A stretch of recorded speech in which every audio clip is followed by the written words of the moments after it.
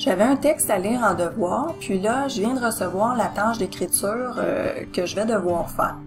Donc, je dois commencer ma phase de planification. La première chose qu'il faudrait que je fasse, c'est de lire la situation d'écriture, puis de l'analyser et de la noter pour m'assurer que je comprends bien ce qu'on attend de moi. Donc, ça dit, tu viens de lire le texte « L'affaire Prothero ». Dans cet extrait, le colonel Prothero est découvert mort par le narrateur.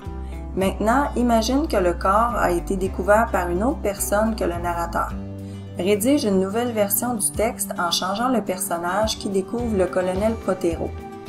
Bon, ça, c'est ma tâche d'écriture. Je vais la surligner.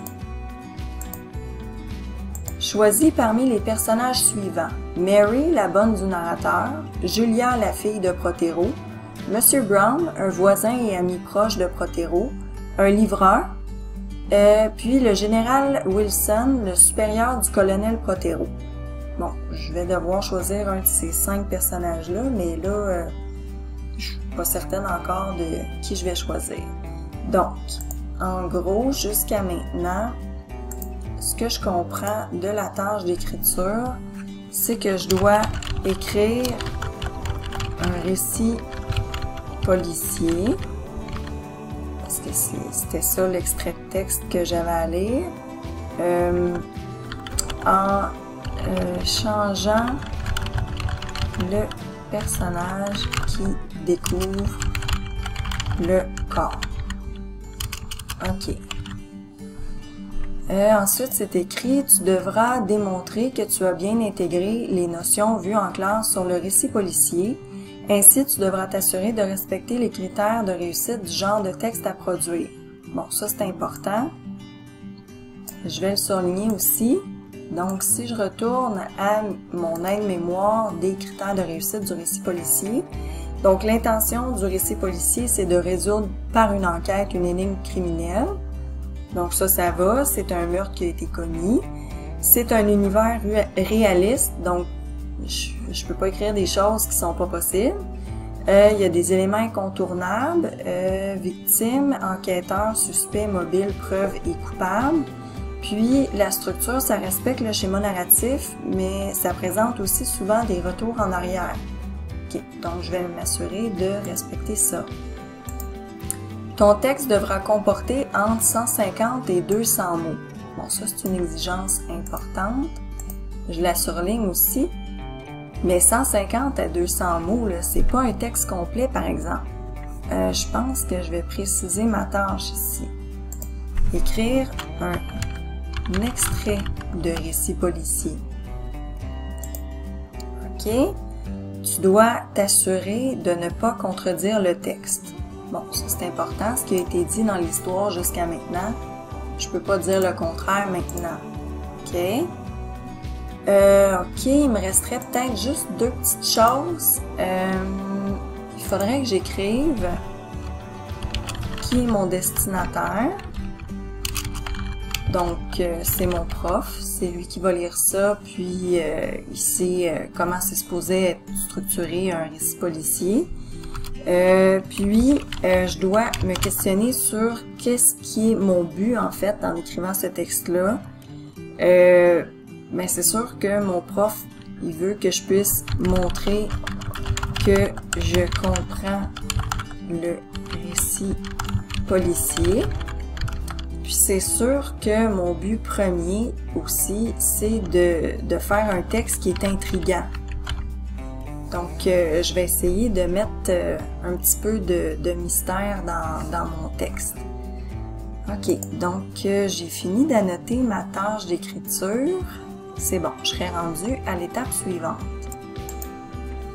Donc, l'étape numéro 2, c'est le remue-ménage. Donc, c'est en fait trouver les idées. C'est pas tellement compliqué. Ce que je dois faire, c'est écrire toutes les idées qui me passent par la tête pour répondre à la tâche d'écriture qu'on me demande. Donc, on me disait de choisir un personnage qui découvre le corps. Donc, je vais regarder pour lequel j'ai le plus d'inspiration. Je pense que je vais y aller avec le livreur. Donc ça, je vais surligner ça. OK.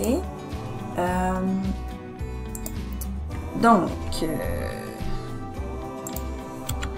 ça va être un livreur de l'épicerie. Donc, il vient porter la commande à Mary, la bonne de M. Protero.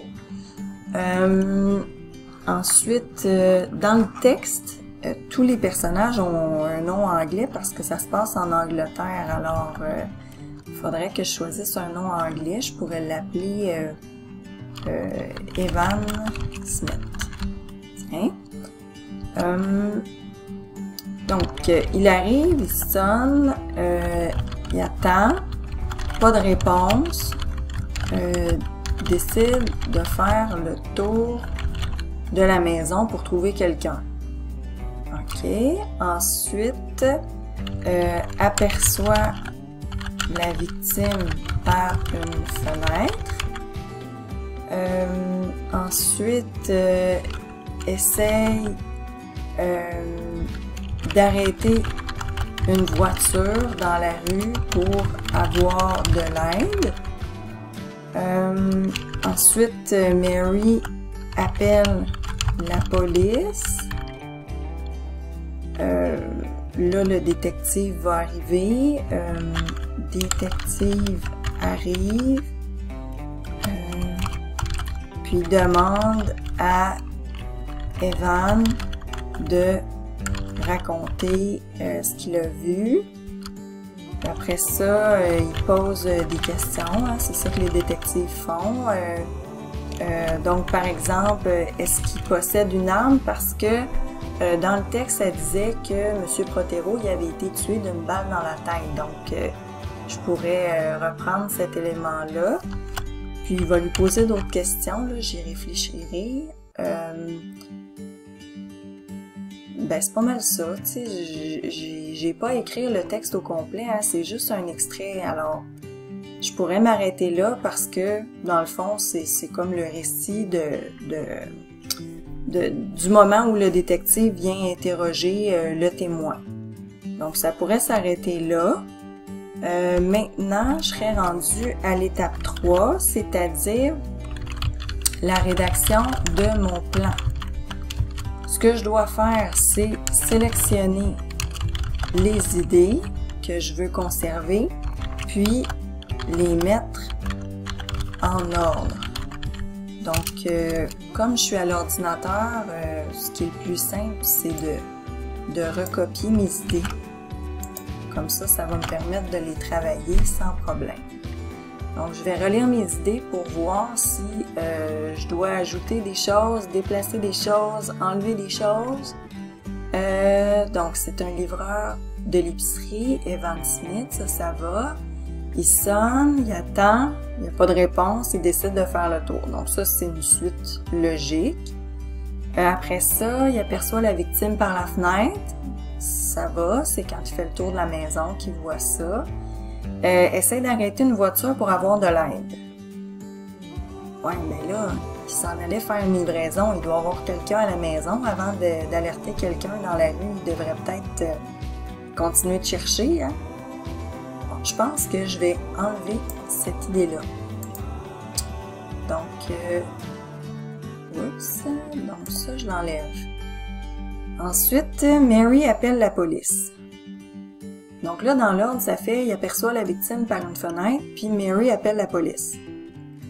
Mais là, elle sort d'où, Mary? C'est un peu reine.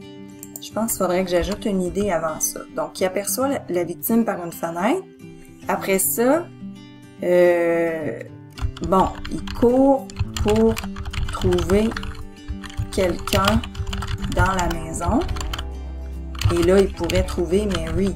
Et là, Mary appelle la police. Ça serait plus logique. OK. Le détective arrive, demande à Evan de raconter. Il pose des questions, puis lui demande s'il a une arme. Ça va. Mais là, je me rappelle, par exemple, que dans mon aide-mémoire, ça disait que souvent, il y a des retours en arrière. Comment je pourrais faire pour intégrer ça à mon plan? Ah, j'ai une idée. Je pourrais déplacer cette idée-là. Si je l'enlève et que je la mets au début, en fait, le détective, mon extrait pourrait commencer avec le détective qui arrive, et là, quand il demande à Evan de raconter, on revient dans le temps de peut-être une vingtaine de minutes peut-être, parce que là, c'est le récit de ce qui lui est arrivé là. Donc, il va raconter son histoire, puis à la fin, ben, le détective va reprendre la parole pour lui poser d'autres questions. OK, donc, parfait, je peux enlever cette idée-là. Donc là, j'aurai mon plan prêt pour écrire.